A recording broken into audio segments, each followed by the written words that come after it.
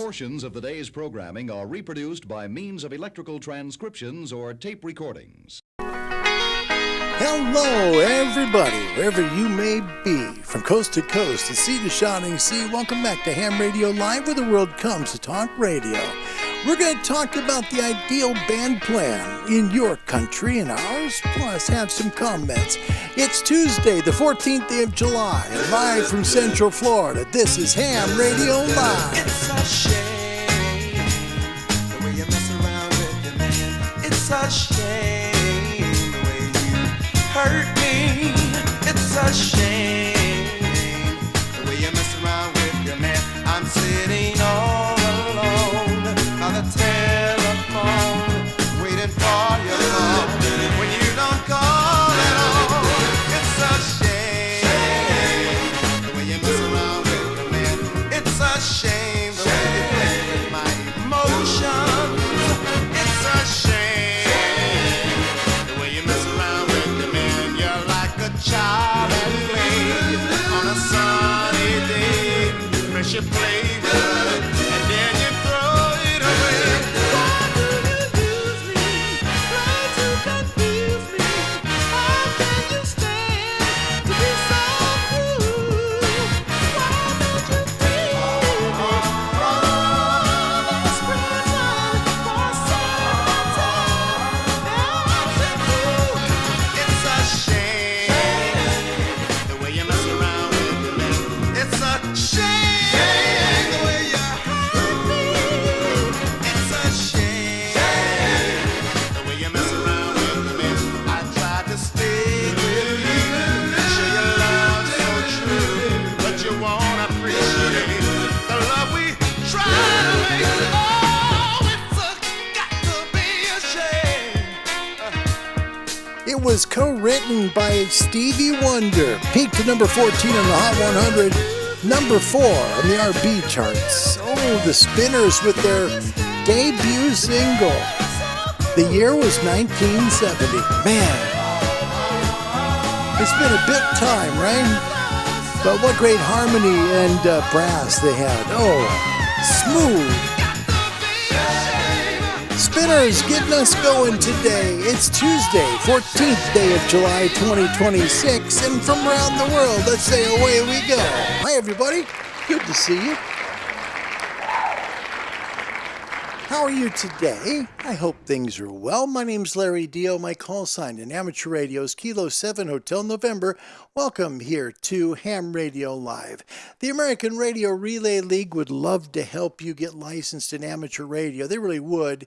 Just reach out to them. They'll help you get licensed. www.arrl.org. Click on the contact part of their page. Tell them you'd like to get your ham license. It's the best way to do it. Tell them you'd like to be licensed and make sure and tell them where you live, because that's going to be important. You're going to want a local ham club to help you out, to answer questions. And, maybe you've got some ideas and they may be able to help you get some ideas that might work better, or start you out even with gear you might be able to borrow from folks in the club. It happens. www.arrl.org to the American Radio Relay League. We also have a great Discord channel. It's at ham-radio-live.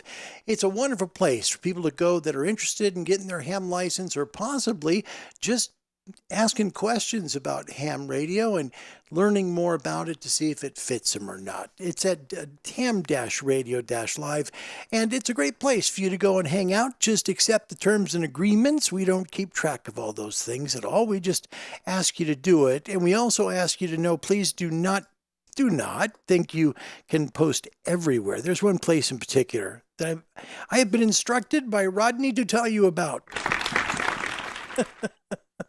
So I'm going to, because I have to.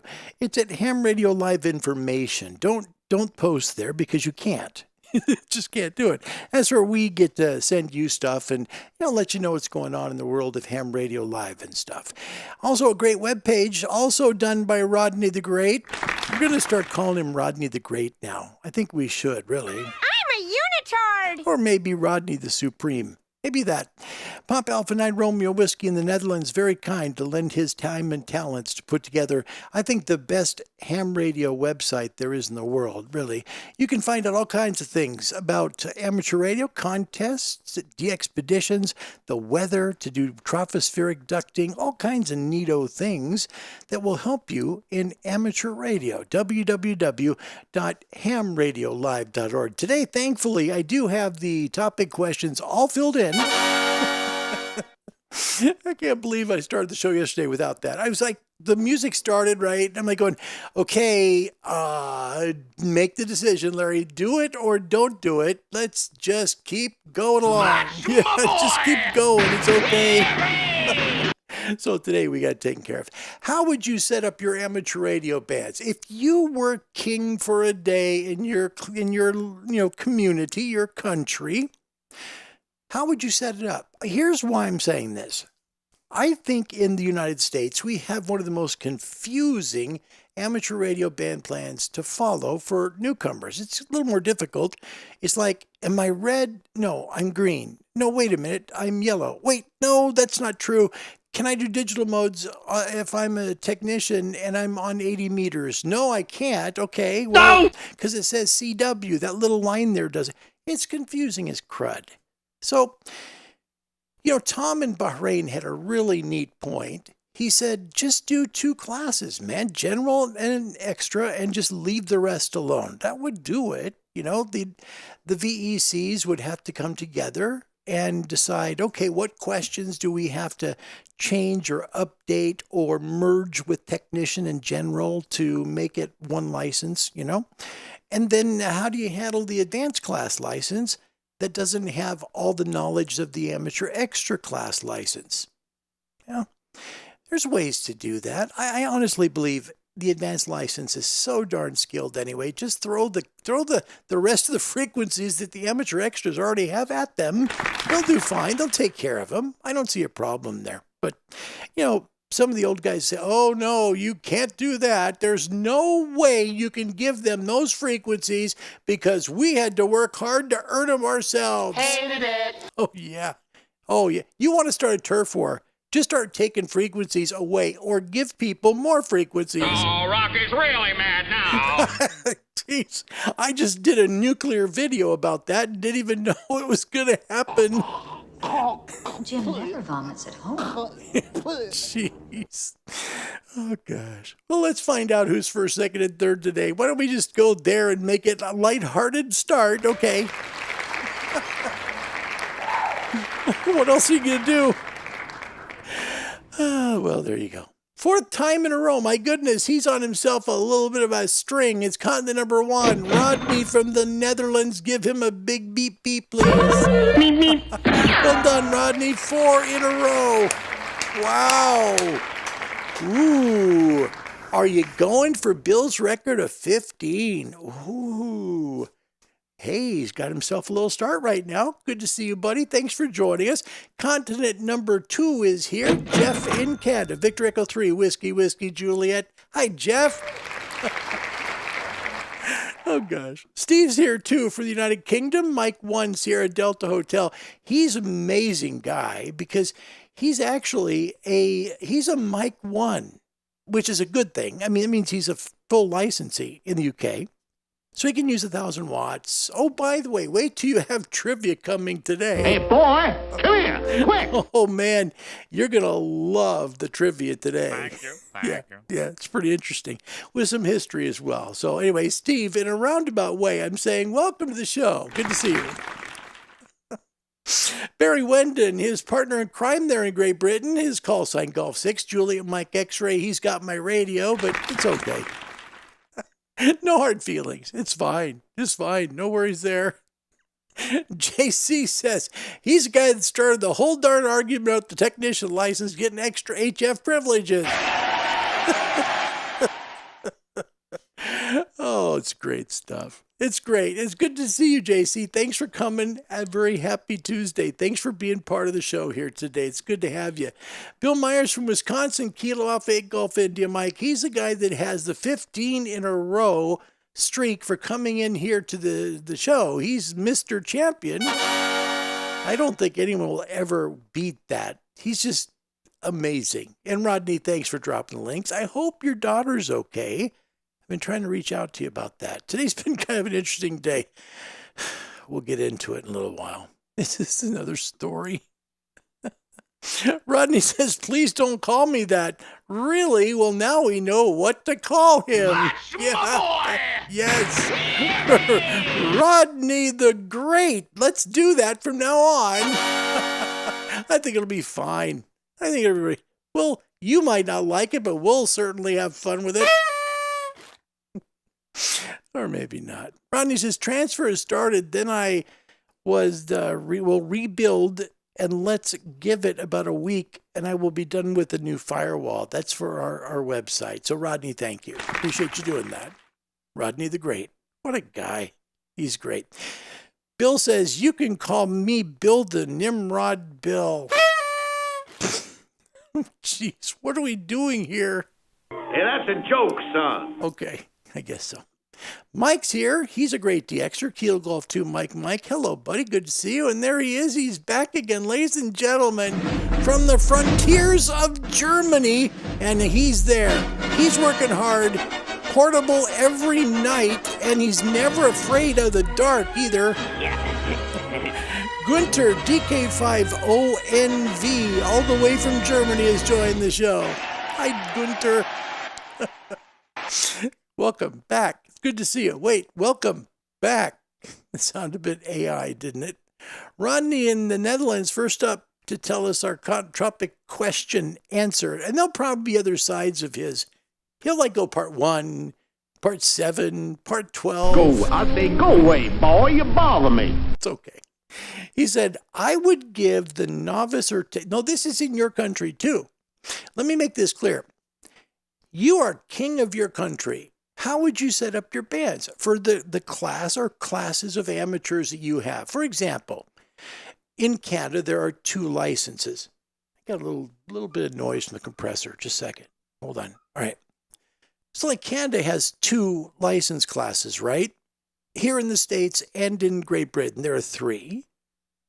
And well, actually, there's 5 here in the States. There's 3 in the UK. Because we don't ever get rid of old classes. We just keep adding more and more. Yeah. And then we just leave them alone. We don't say, nope, you've got to come over here. You were a novice. You can't be a tech because you don't have the experience of doing the stuff that they've learned on the exam. But as technicians, you don't know Morse code, so... Boy's got a mouth like a cannon, always shooting it all. It's true. That's the difference for the most part. But Rodney says, I would give the novice or tech, so the entry-level licenses, limited power capabilities, and access to maybe a small portion of 20 plus the 15 and up meters. Okay, that's interesting. So as a new licensee, then you're offering them HF privileges on 20, a small portion, and then you would go 15 and up. And so 15 is going to be open, let's say it's closed for 3 to 4 years at a time between the down part of the previous cycle and the upswing of the new one. So that dead spot there is 3 or 4 years. So 15's not there, but they still have little 20. That's not too bad. What about nighttime? Would you give them any nighttime privileges? It's an interesting question. Thank you for answering that. Rodney, bro, they've been calling me guru at work already. Now the great? Oh, I didn't see any problem with it. I think we should just keep doing it. Thank you. I mean, really, if you think about it, if we can call Bill a moron, then we might as well be doing something with you. Doesn't matter. We're just having fun. Good to see you, Gunter, as well. Thank you. Also, Gunter, he says, took a break from radio now over a week. My uncle got knee replacement. My aunt is alone at home and blind by macular degeneration. Oh, I'm sorry to read that, man. I really am. I hope you're there to help. I really am. And I understand the break from radio. Family, man, that's the most important thing you can do in your life. In your life, not in your day or your week, your life, the family. Keep doing that. That's a big deal. And I'm proud of you for doing that. See, I told you Rodney would then do a part 2. Here it is. Okay. But he had to because he just did the beginning license. Okay, so now he says, over here, there are also 2 classes of hams. I would not change a thing about it except for the power limit and antenna restrictions. Rodney, thank you. I appreciate your thoughts. That's good. That's good. I like that one. I think, you know what? You would just read some of the comments on that little 720 video, 719 video I did on Saturday and posted on YouTube. Man, I'm very humbled by the people that watched it. The amount is staggering to me. I'm like, what? Really? Amazing. However, some of the comments are like, oh my gosh, it's like, this is the kind of gatekeeper stuff that people complain about. I'm reading what they think, and this is really what they believe too. And some of it's kind of scary. Go take a look at some of it. It's amazing. Like there's stuff about there like they should have Morse code again. We shouldn't have gotten rid of that. And I'm like, man, if you want to put Morse code back into amateur radio in 2026, you'll be the only country in the world that requires that now. Because everybody else, they realized it a long time ago that has to go now. Because it's simply one kind of communication. We don't want to get rid of it, just like we don't get rid of radio teletype and slow scan television and all that stuff. We just do it in certain places, and that's perfectly fine, right? But to say that, no, you have to absolutely know and be proficient at Morse code in 2026 to get a entry-level ham radio license, ooh. So I was like, okay, well, you think that way, but here's the fallout from that. You lose your entry-level license class. They just stopped trying. They're not going to come in. The reason Morse code was even popular and so prevalent in amateur radio was because when ham radio came out of World War II, a lot of radio guys came out from the war and knew Morse code backwards, forwards, upside, and downside. They were great at it, right? So they were able to just go do their dits and daws and have a whole bunch of fun, and the bands were packed with them. But as those guys got older and died off, there's not a lot of them left anymore. In fact, if you look at your local radio and you look at the Morse code portion of the band, most of it's dead. Even if there's a contest, there's a lot of activity when there's contests, but you take contests away, it's like, it's a wasteland. It really is. So when people say, no, we should still have Morse code and that should be the way it's started, and you can't get in without it. Okay, plan on this. Plan on you're not going to grow your hobby. Plan on, if you're a large country like the United States is in terms of a lot of hams, over 750,000 of us here, and then you take out more than half of the population of it, now ham radio companies have problems. Now ham radio stores have problems. I don't mean staying in business problems, because these guys get more customers to sell product to as the hobby continues to survive. There's such a trickle-down effect. I don't think people realize that in amateur radio. I really don't. It's just my 4 cents on that subject. Just, my 4 cents. There is Spike from Montana. My boy! Yeah. Oh, buddy, you have been waiting for a long time for that. I know you have. Adios, you chicken plucking little stinker! You've been waiting. Good to see you, Spike. Welcome back. And by the way, we should also add here. This just in, Spike is still sitting on the rim of a volcano. Truly, the rim of a volcano right where he lives in Montana. Oh, gosh. Yeah. Jeff, in Canada, Victor Echo 3, Whiskey, Juliet. In Canada, if you pass the basic exam with 80% or more, you get basic with honors, right? Yeah. So you get full band access to all of them, just like advanced. Right. But then, isn't it like you've got to pass the advanced to get the higher power? Because you get like 550 watts if you're if you're basic, right, in Canada. And then if you go up to advanced, which is, it's a tough license exam. The Canadian advanced is pretty steep. It is. I mean, it's passable, but I mean, if you're like a radio or, an engineer for broadcasting things, then you're going to do good, right? But the average person's not as likely to be very successful taking that test without a lot of study and drill work and just getting the theory down, because it's really pretty deep to get 2,250 watts on the advanced. But Jeff likes 2. And then if you do well, you might get basic with honors and even get more. Thank you. I appreciate that. Rondi says, at Ham Radio Live Show, the kiddo's doing a lot better. That's great news. After the second operation, I did send you a voice. Okay, thank you. Yeah, I'm sorry. This has been our week. And now, a Larry moment. So we're under drought conditions here in Central Florida and the Panhandle, as well as South Florida. The whole state, right? Water your yard once a week between the hours of nighttime and before it gets too light outside. So it's like, they want you to do it like after midnight and before 8 so that, you're not spraying the lawn and then it's evaporating into the ethersphere. Okay. So one time per week, we have followed that. We've been really good at doing that. And so today we have our yard people to come out because I wanted to know, look, do we need to plant new seed or put turf down, sod down, because it's really bad. I mean, it really is. It's just dead, right? There's little green spots here and there, but for the most part, it doesn't look good. And the guy comes over and he goes, okay.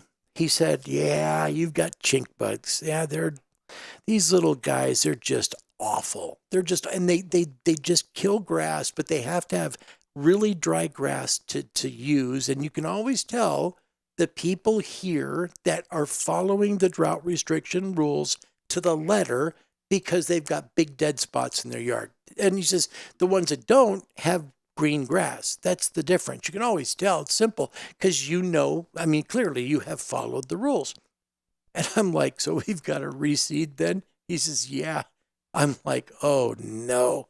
I got to tell Karen this. She's going to come home. Oh man.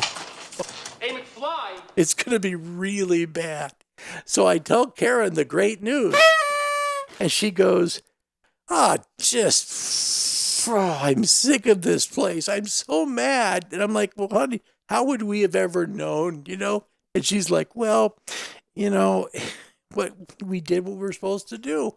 We did what we're supposed to do, but it's just, guys, it's bad. It's going to cost a lot of money to put new grass down. But the neat thing is the villages can't do anything to us because of the drought restrictions that are currently here. Yeah, they can't. There's nothing they can do about it because, they can't. So then the guy goes and he kills all the chink buds that are still left and says, go ahead and get the turf done or the seed done as soon as you can. Oh, no, don't go with seed because of the drought restrictions. No animals were harmed in the production of this program. Oh, gosh. Except for the chink bugs who are now dead. Yeah. Bill, getting back on topic, he says, I like the Canadian version, 2 classes, general and extra, combine the test questions from the tech and general for the first new general class. Both new general and extras would have 50 questions each. Oh, that's good. I like that. And then would you just keep the HF bands? Because that's been the carrot here since like 1950 ever.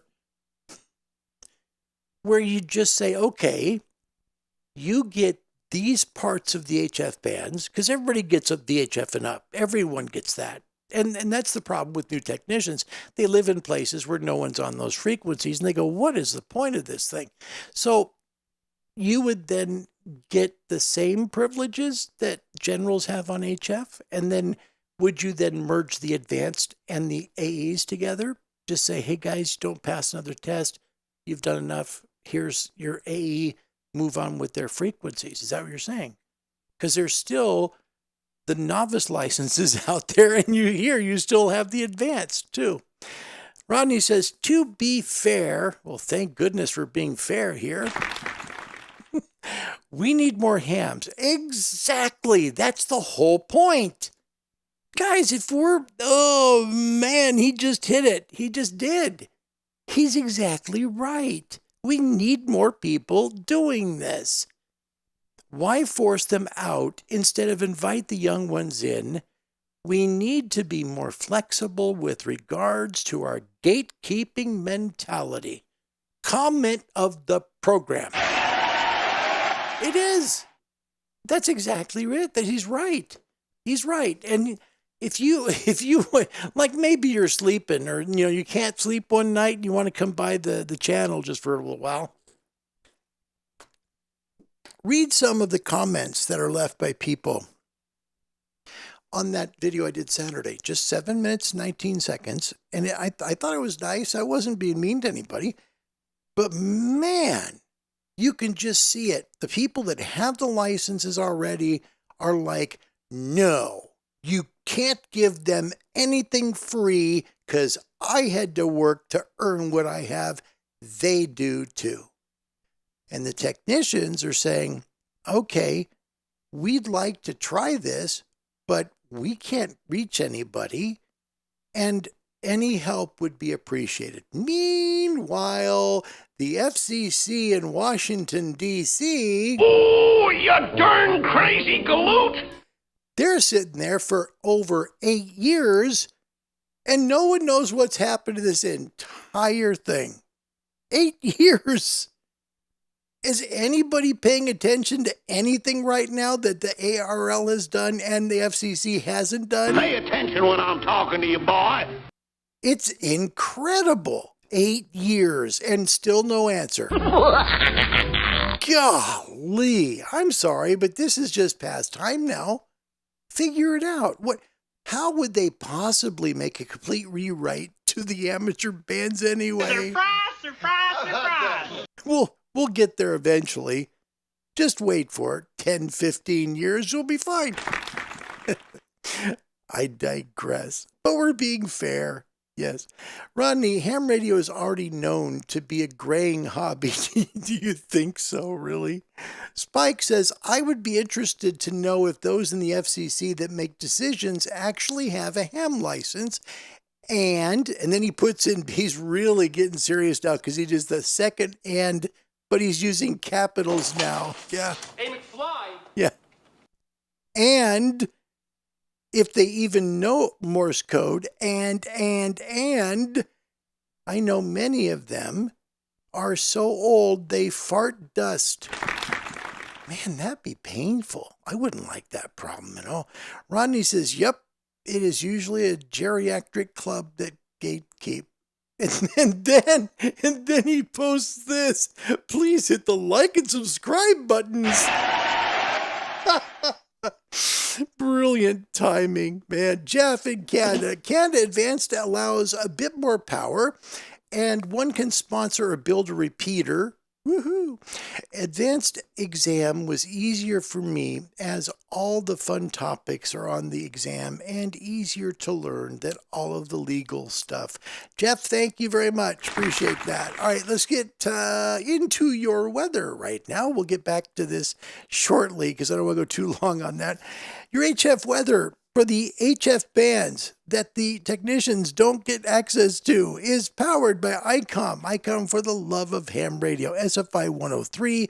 Sunspot numbers down to 34. Poor little buggers. A is 9. K is 2. That's quiet, but that's coming up a little bit. Still quiet on the bands, though, which is good.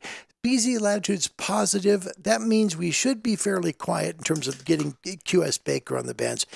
There still will be fading. It just is part of life, but not as bad as it can be. Solar winds way down. That's a good sign. HF bands from about 80 to 15 are decent, so they're not bad. The problem is here on the sun, there's not much fun going on.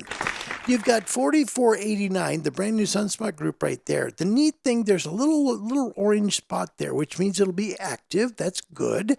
And meanwhile, 4482 is kind of sliding away pretty soon. Unless we get some more sunspots, we're going to be looking at a pretty low SFI. It's going to be under 100. So hopefully we can get a little bit more activity from our sun. Maximum usable frequencies. This is the kind of day it was today, really. No! Yeah, it's just like this. I did this at like 10 a.m. Eastern, which means that it should be light outside here in Florida, but look at this. It was like delayed 3 hours. But anyway, you can kind of see how the bands are, and pretty linear there in Asia and Europe. So we'll just kind of look there first. Take a look. I mean, 20 meters will get you all the way to the Arctic. And then you've got pretty good stuff on 17, most of the Northern Hemisphere there. And then you've got the 15-meter band, which can go pretty well. 10, 12, and 10 and 12 pretty much are between the equators right now. So even looking down here towards Australia, look at that.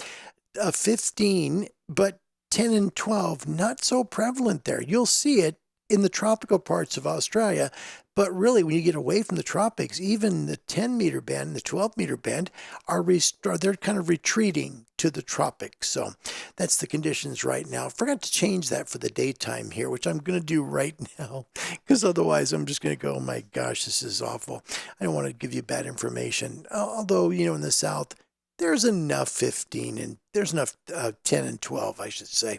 So we're just going to make it, split it down the middle, make it 20 to 10. Okay. SFI daytime, solar flux index numbers should stay fairly stable. Now, we hope to get more solar sunspots coming from the western limb, which is going to help to boost it up again. But right now, we're kind of in a lull for a little bit. So it's going to stay right around 100. Could be 94 tomorrow. Could be 103. We'll see. 6, 4, and 2-meter E-skip openings are still possible. Noise floor is fairly quiet through Wednesday. Best DX in the north, 20, 17, and 15. Best DX in the southern hemisphere from 20 to 12. If you're in the tropics, you'll get 10 meters. Nighttime ham bands, solar flux index numbers should be fairly flat the next few days, plus or minus 10. Decent DX today. Noise floors are quiet this week. Amateur nighttime bands 160, 80, 60, 40, and the 20-meter band. Shortwave DXers, daytime shortwave noise floors fairly quiet through midweek. Solar flux index are stable, but they're kind of coming down a little too fast. Expect some occasional fading on weak signals. Shortwave daytime 31 meters, 25, 22, 19, 15, and 13. Nighttime shortwave SFIs plus or minus 10, low-level interference means quieter noise floors, fading signals at times, shortwave nighttime bands from 120 meters all the way up to 19, and your top DX bands on nighttime shortwave, 90 meters, 75, 60, 49, 41, 31, 25, and the 19-meter band after dark is Jiminy Christmas good for about 2 or 3 hours after sunset. There's your HF forecast.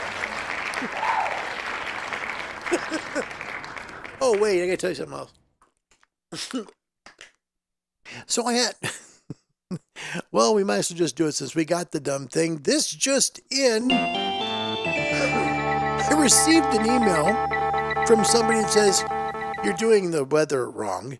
You should be saying the meter, after every one of those meter bands. So let's go back and see how that would actually sound, just on daytime shortwave, since there's not a lot of them there, okay? Okay, shortwave daytime bands, 31 meters, 25 meters, 22 meters, 19 meters, 15 meters, and 13 meters after dark is great all day on the bands. That's your forecast. I'm a unitard! Gosh, that sounds awful. I'm sorry. They know it's meters. We don't have to do that. Okay. If you were in charge of your amateur radio rules and regulations, right? You were like the head person that's adopted, in charge of all the amateur service in your country. How would you set up your bands? Okay, so VHF, UHF, we can talk that too. HF, we can talk that too. Put it in the comment section, and we'll make it part of the show. And by the way, Rodney is doing a very good job here. He's still writing different ways to put the word Nimrod out there. Yeah, for some reason or another, wow, you sounded a little taller on radio. You're way off. I say you're way off this time, son. It's brilliant, actually. It's pretty neat. Spike with words for Larry to regrow a yard. Just plant gravel, paint it green, or go rip up some of the Miami Dolphins true at night. Really? True at night, and lay it on your yard. Thank you, Spike. Appreciate that. You imagine the people that see that. You're like over there at their stadium.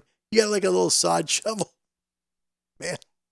Oh, you'd be in trouble. That's bad. Cor Vortman, welcome. New York State is here. Don't worry about being late. You're here. Welcome. Turf. I said turf. And Rodney. Hey, Bill, buddy, guess we are the Nimrod and the Great. Yes. Kevin in Iowa, please help us out here. Kilo 0, Kilo Lima Bravo. Welcome. It's good to see you, buddy. He's today's topic question. One license for all. Really? Everyone is the same. No restrictions. Everyone can work all amateur radio bands. This will eliminate the band police, Karens, and class elite attitudes. Wow. Isn't that interesting?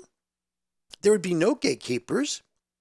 You would have very little things to complain about other than people saying, oh, you're one of those guys.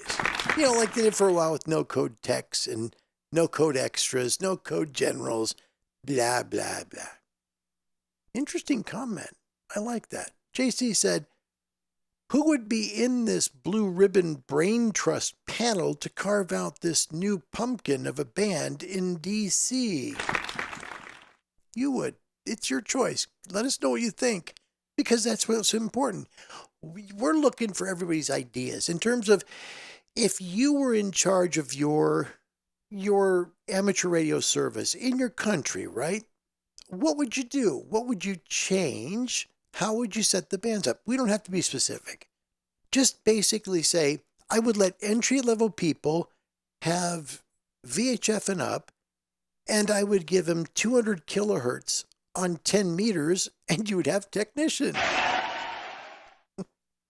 No, just how you think it should be done. That's all. Rodney, thank you. Please don't do that ever here. We just won't tolerate that. Thank you, Rodney. Tom in Bahrain, good to see you, buddy. By the way, that's continent number 3. Good to see you, bud. He said, how many heads of the FCC has there been in the last 8 years? It's simply not on anyone's radar. They're more interested in selling spectrum, in my honest opinion. He's right. He's 1,000% right. It's all about shipping out various frequency spectrum to make money. It's all about that. It really is. We have to be so careful in amateur radio. Be really specific. Like, seriously, we can't lose bands. We can't keep arguing with each other.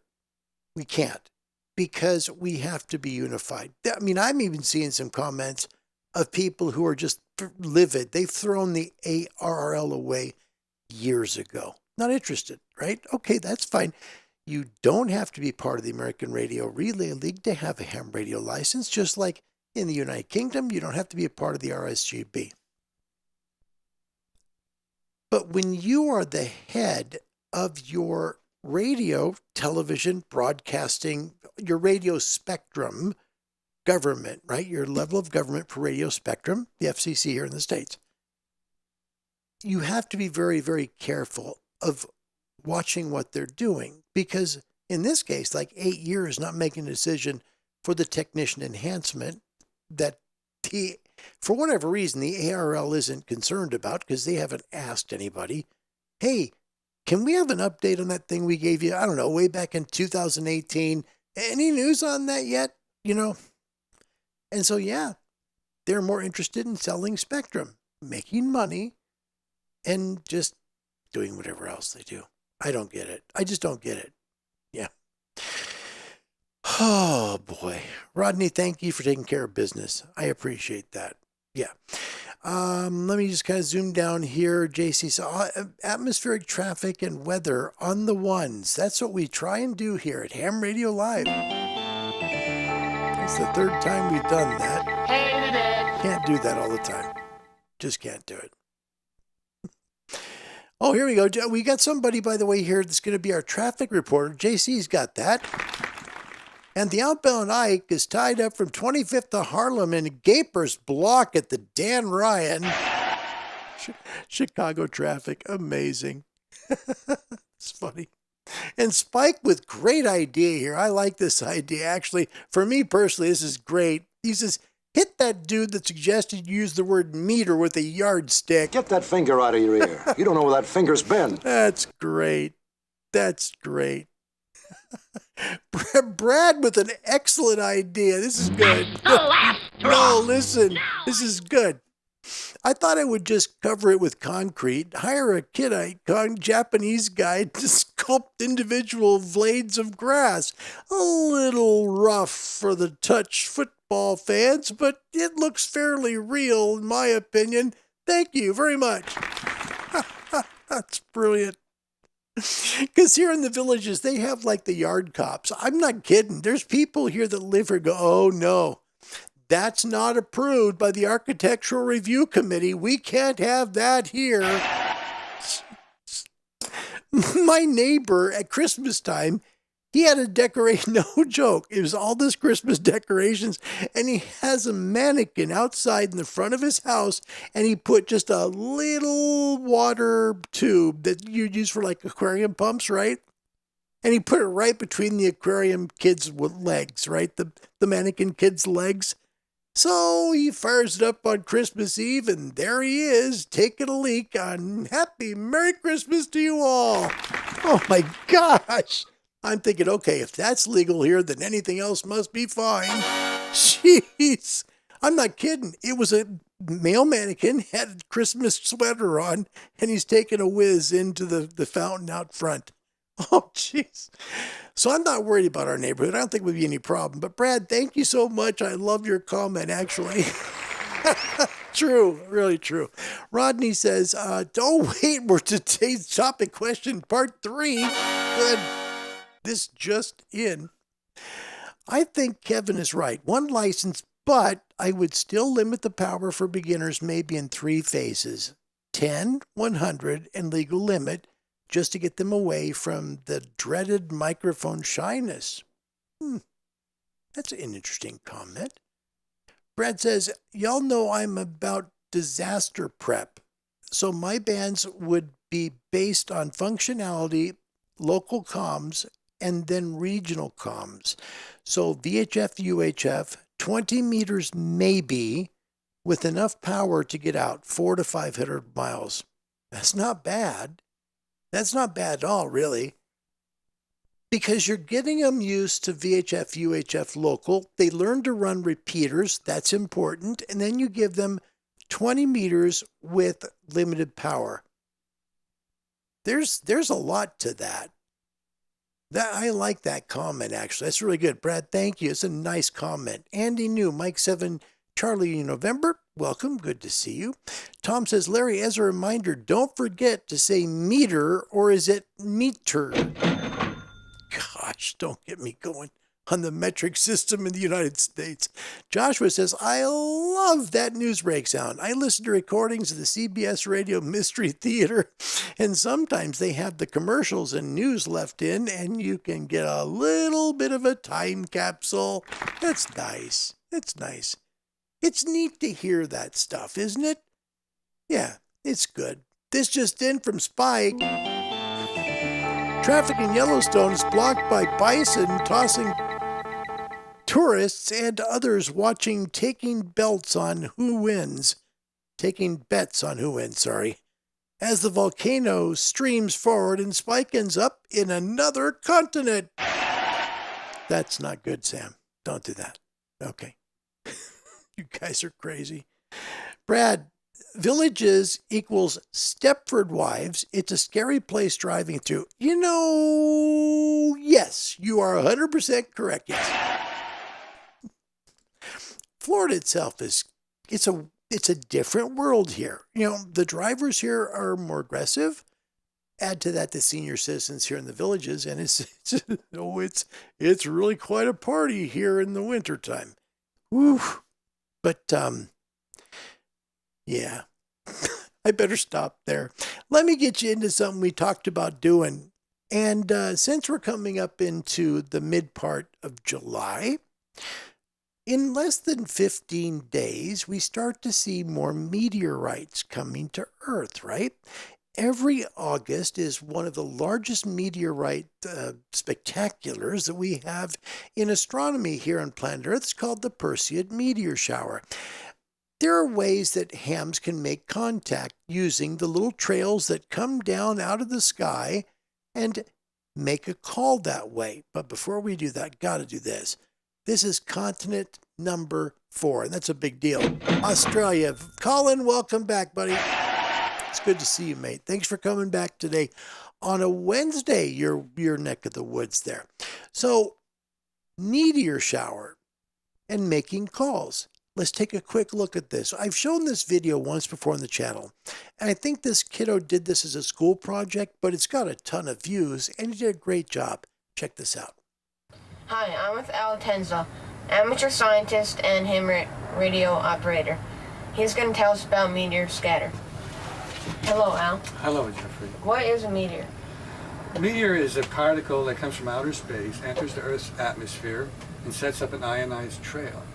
And there are thousands of them every day. It's not just that they come once or twice a year during regularly scheduled meteor showers like the Leonids, but there's millions of them. And they come very small, like grains of dust, or larger ones like pebbles. What is a scatter? Well, the scatter idea is like a reflection from that ionized trail of the radio wave. So we send a signal up to the meteor as it enters the Earth's atmosphere and creates miles-long ionized path.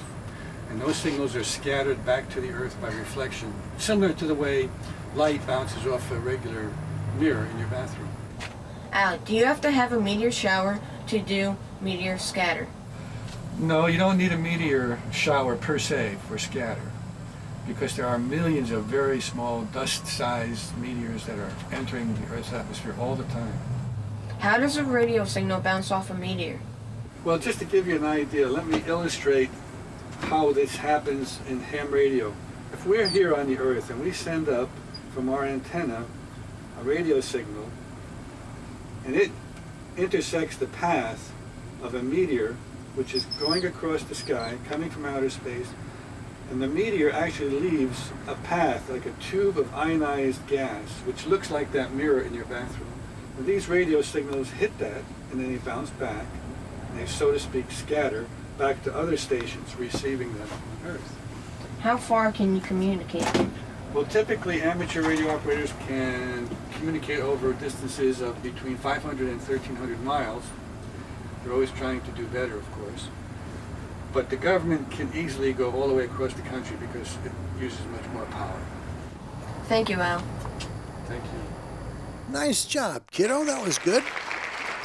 Okay, so meteor scatter is coming here just about every night in the month of August. Here's a little more specific video with a guy, Larry. I love Larry's stuff.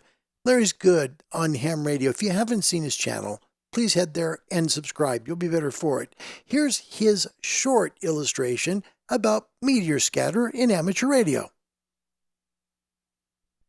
Well, that would have been here, except for the darn computer just said, not today, sucker. I'm not doing that. Just a second. Let me get the right video and put it up again. Hi everyone, Larry here. It's the peak of the Geminids meteor shower on December 13th, so I'm monitoring for pings or radio reflections off of the ionized trail left behind meteors. So I like to use Channel 2, a digital TV station pilot frequencies. I monitor 54.309 megahertz and in upper sideband mode. Then I can hear the tones from the Channel 2 pilot signals.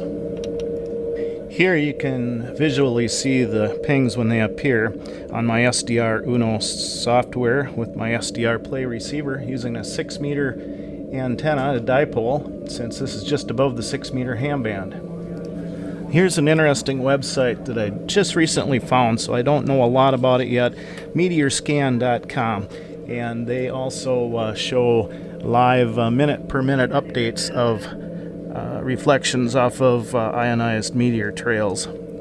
So this looks kind of interesting. I will be checking this out more, but I have it up live here at the same time I am listening to them on my receiver. But I do know it updates once every minute, and you can see kind of what's going on out there. I'm not sure yet what frequency they use or what transmitter they are monitoring. Pings will only last a second or two, and other pings will last several seconds, 10, 15, 20 seconds if you're lucky. And there will be slightly different tones from different TV pilot signals across the nation. I don't have any local Channel 2 stations near me, so that's why I use this frequency. Normally I don't hear a tone on this frequency. As you can see, it's a very active evening. A lot of meteors coming into the atmosphere, and some very long pings here also, as you can hear and see on the screen. So they can be fun to monitor during the peak times of the year. Meteors are always entering the atmosphere, just not at the rate they do during these events. So I hope you enjoyed this demonstration. If you enjoyed it, please leave a thumbs up. 7-3 from WD0AKX. Nice job, Larry. That's good stuff. Go to Larry's channel. He's good at explaining ham radio basic stuff to people, and you'll learn a lot. You really will. He doesn't take it too seriously, but he'll get you the stuff you need in a very succinct manner. Thanks again, Larry, for the great video. Catching up with comments regarding how you would do your amateur radio system, rules, regulations, how you would do your frequencies. We will find out real quick. Brad's got a very interesting comment here that I have to read because it's actually funny. So 20 meters equals the new 21.8 yard ham band. We should do that here in the States because we just don't get the metric system. But now I think being ham, we just get it because we do it pretty naturally. And Mark, I got to say, this has got to be like the comment of the program. Really, Rodney, I know I told you got it. You still do, but Mark's going to share. Kilo Romeo 4, he's in 4 land, 4, Florida. Just give him Florida. Lima Mike Kilo, he says, well, that sounds like Central Florida. He's right, too. Golly, man. It's true. Rodney, greetings, Earthlings. We have taken over your radio. And Spike asks, where is Sam and Bug's friend Marvin the Martian? Well, I'm sorry, but I only have 2 of those in the entire system here. And I looked for it. I couldn't find it. So instead, I'll give you this one instead. I've been hornswoggled. There you go. That's for you, Spike. And Spike puts an alien on the screen. Just, you were trying really hard to do very well, and you did fine. JC, I was the first to click the like button. The rest of you said, oh, bless your heart. We liked you. Thank you. I don't ever ask for that. That's nice. That's very nice. Thank you. I mean that. I mean that sincerely. By the way, did you know we're on a little bit of a streak here at Ham Radio Live? The last 2 shows, we had people get all 3 trivia questions right, and they were the first ones to get it right. And that's only happened, I look back, that's happened 4 times in this program, just 4. It happened once for Andy New in UK, Mike 7, Charlie November, he did it once. Bill has done it once. Mike did it Saturday. And yesterday, Greg did it here in Florida. We'll see, maybe. Can this be day 3 in a row of the first person, meaning the first person to get the trivia question right is then the first person to get the second question right and the third question right. We're on quite a streak here at the show. Should be interesting to see how it goes today. That's a really hard thing to do. Really is. And Chris Evan is back from UK. Good to see you, Chris. He says, Happy Tuesday. Thank you. Don't give up your day job. Barry Wendon, Golf 6, Julia Mike X-Ray, says, today's topic question, set up a long wire for the bands you want to work on sideband and lower sideband, a Yagi for 2 meters and for 70 sems, and you're good to go. Very good. That works. Yes. Rodney, good luck with your daughter. Thanks for the update. I mean that. Thank you very, very much. Brad says, still using my PVC and coat hanger 2 meter Yagi. Whatever works. And what I love about hams, and I mean that, Rodney, best of luck. Lots of prayers for her and for you guys all. Hams are resourceful. You say what you want to about the old farts and the grumpy and all that stuff. Hams will find stuff lying around their yard or in their garage, and they'll make something that works. They're brilliant at doing this. That's how some of the best antennas ever made have been done. Nice comment. Brad, you're on a roll today, man. Seriously, that's good stuff. Let's get to the Angry Hams, and we've got that important trivia section coming up right afterwards. But first, here's the Angry Guys. Are these seats taken? No, take them!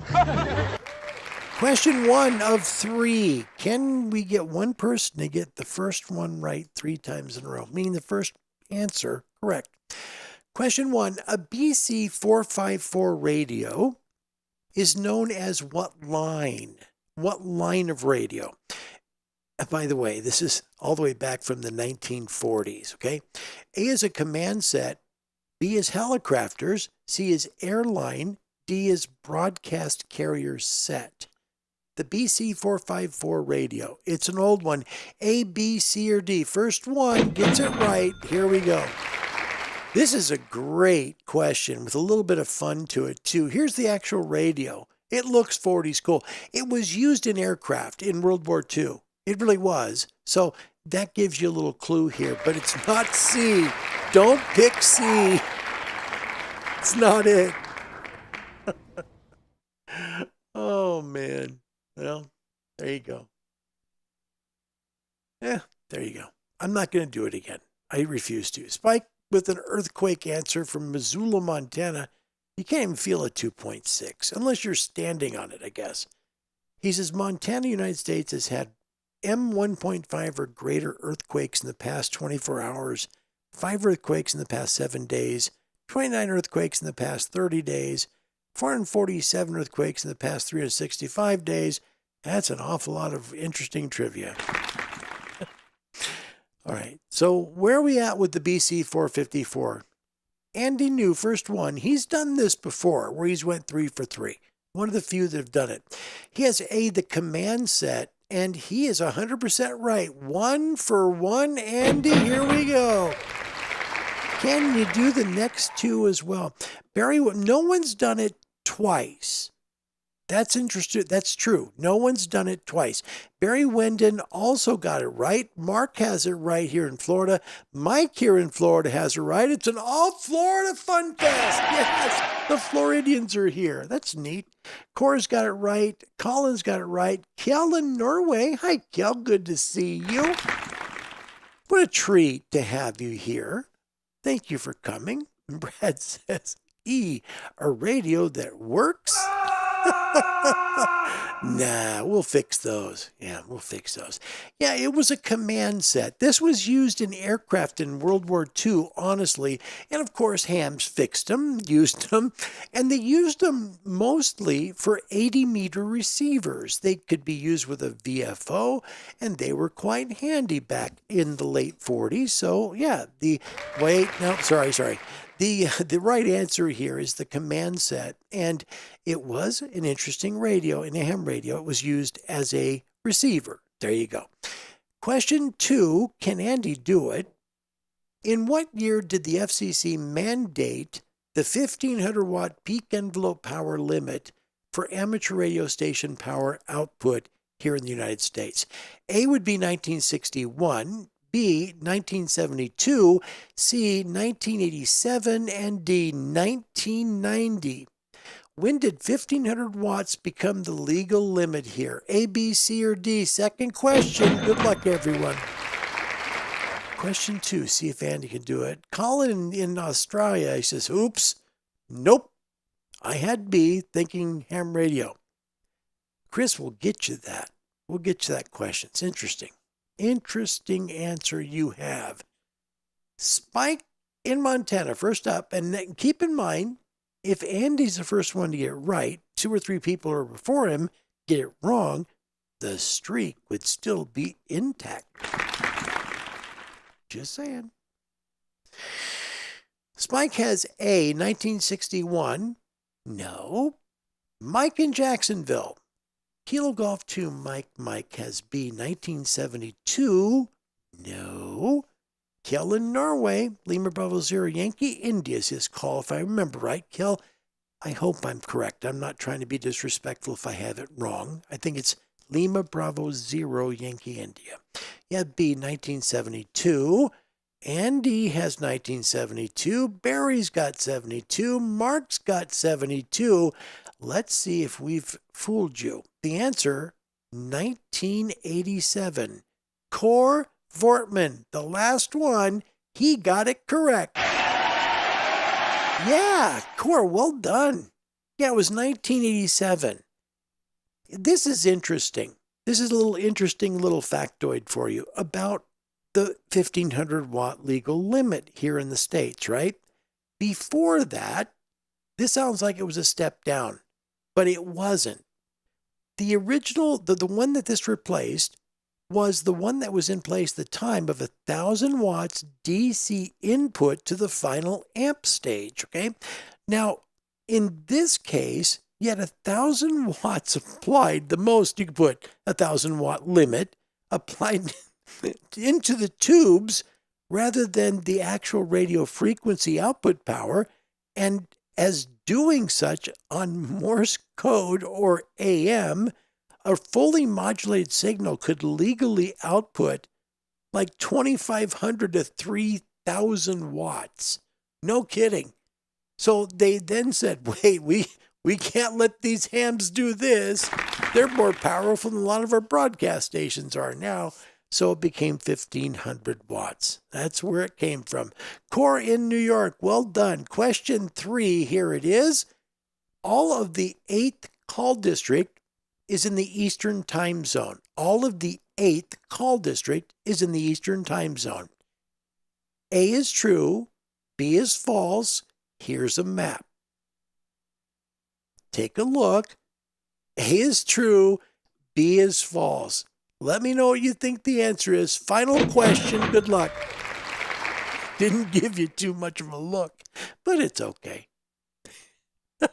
Oh, you guys are going to love the commercials today. And you'll like the sign-off, too. It's a final radio sign-off in the late 60s. Kind of cool. It's a rare thing. And also some commercials that I know you will remember. Yes. And Colin, none were actually correct. It was 1991. Andy Newman, first in. He has B, false. All of the 8th call area is in the Eastern time zone. See how hard it is to get this right or wrong 3 times in a row? Because you get like lots of people who are coming in, right? Mike says true. Colin says false. Mark says false. Barry, Cor, and Spike say false. And actually the answer is true. It is false. Yeah, and it's because of 4 counties. Those counties are in the UP of Michigan. They're the ones that border Wisconsin. There's just 4 little counties there. And if you take a look at this map up there, if you look above Wisconsin, where the pink part is, that's UP Michigan, Upper Michigan. That line there, that's the time zone line. And that goes right through that little corner of the UP of Michigan. And because of that, not all of the 8th call district is in the Eastern time zone. Wow, that's a unique one. Andy, well done. 2 out of 3. Ain't bad, buddy. That's great. Isn't that interesting? So you learned today about the amateur radio history for 1500 watts. how it used to be 1,000 watts to the tubes, and then, woo, boy, you're making some power. And think about this, like if you had like a Yagi up there, holy mackerel, man, you're just a flamethrower. Woo! Today's topical question had to do with setting up your amateur radio bands, if you were in charge of it, right? In the States, what I would do, I think I've kind of said this a little bit.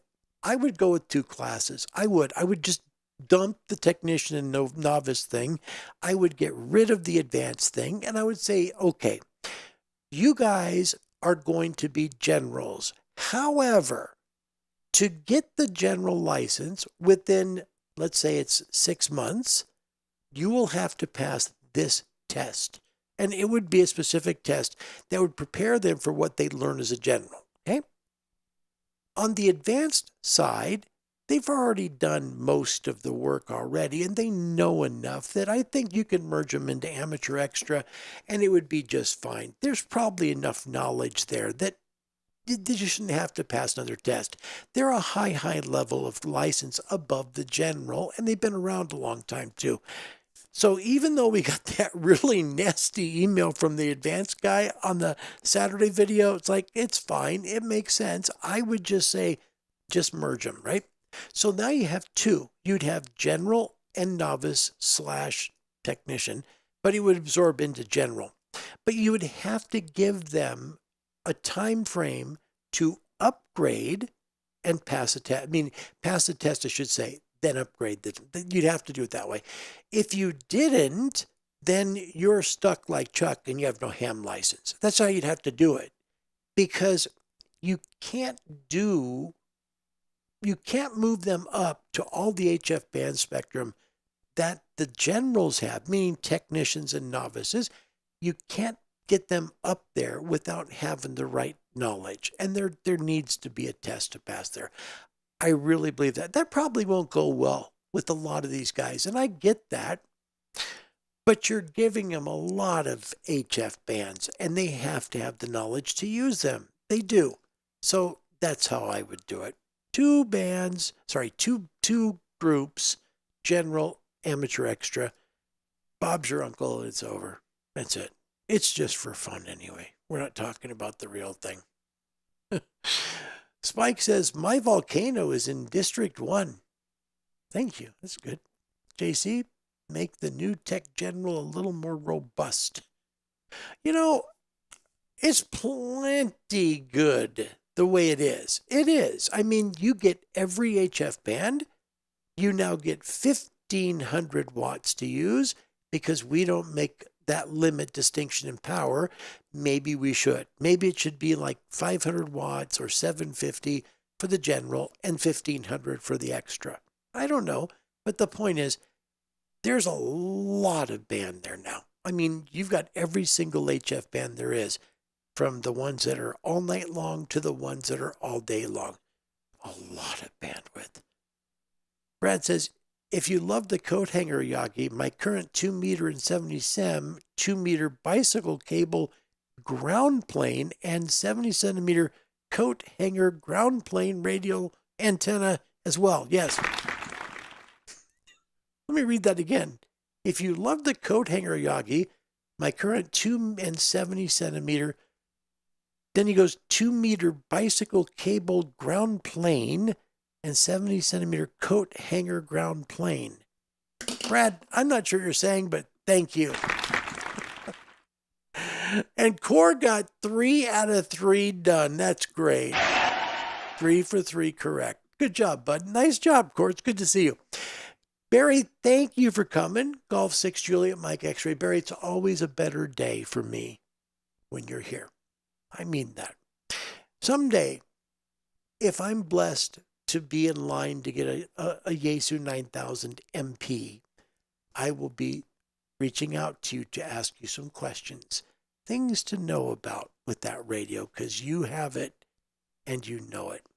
Oh, you're saying that's what you propose. Oh, what I said about the test. Okay, yeah. Just give them what they need to be good. But here's the thing, JC. As a technician license, right? You're not there yet. You don't know how close you are to pass in the general. There's so much, like if you were to study for the general license, right, you would be astounded how fast you could take that and probably do very well. Remember, you could still miss the questions like 8, right? You could still miss 8 and get your license. But I think the jump from technician to general is a much easier jump than general to extra. It just is. I think you're closer than you know, really. Seriously, I think you would get it. I think you would. Just try it, man. Study for it. I'm going to put up this week on the channel another recorded segment where we do the technician. We do another general exam as well, both practice exams. Thanks to the gang over at Ham Test Online for that. Appreciate that. Brad says, folds up to nothing and weighs nothing and can't be seen greater than 20 feet. That's brilliant. Brad's been fun. Thanks for coming and joining us today. I have enjoyed it, truly have. The Radio Society of Great Britain would love to help you get your ham license. They really would. I think they're the best national group in the world. I believe that. They're good with people. They've just revamped their entire amateur radio bandwidth for every class, and they did it brilliantly. Yeah, it took a while, but great things are worth waiting for. And I think they did great. You know, you couldn't put your question to a better organization. If you want to get your ham license, reach out to them at www.rsgb.org. Let them know in the contact part of their page that you'd like to get your ham radio license and where you live in the world. They'll send back to you a local to you ham club, and they'll help you get licensed. They are so good at that. I mean, they are a brilliant organization. www.rsgb.org. Before I close, I want to say this because I'm blown away at how many people saw this video Saturday. I really am.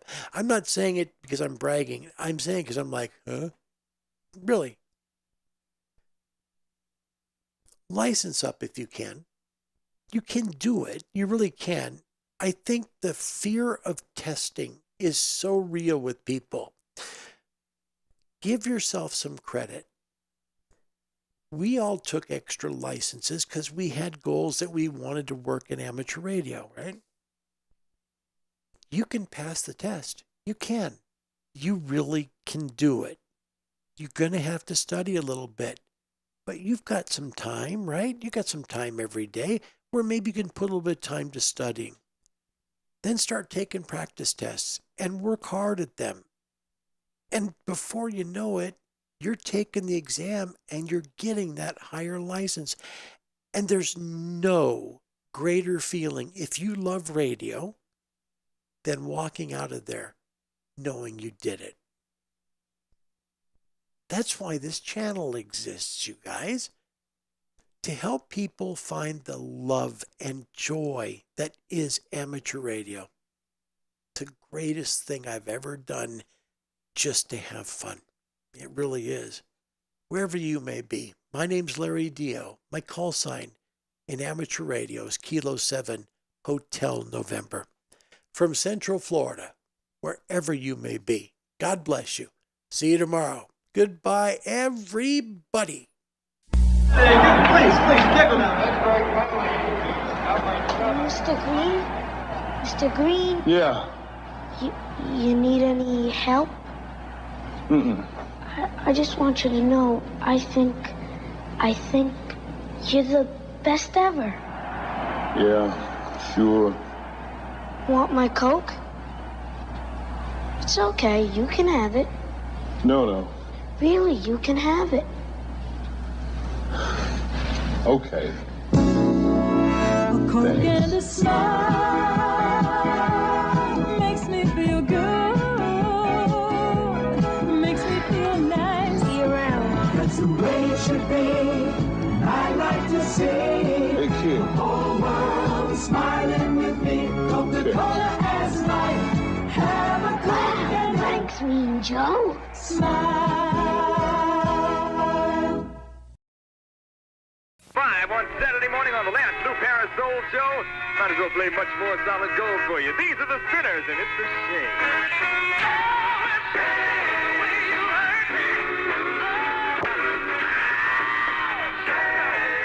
This is WHEC, Radio 14 for Rochester, New York.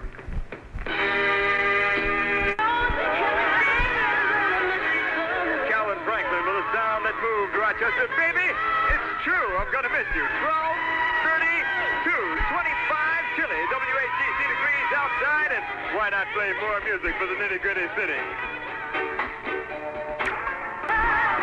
Aretha did that in 1970 and Sound of a Preacher Man, the old Dusty Springfield thing. We're about ready to close out the last Lou Paris Soul Show, anyway, of forever, I imagine, here on WHEC. But as a matter of fact, like I said earlier, I've got the privilege or the misfortune, as the case may be, of being the last person to actually speak on WHEC radio. And as everybody else has been saying all day, it's been a pleasure for me these last 2 years, or it will have been 2 years in about another week and a half or so.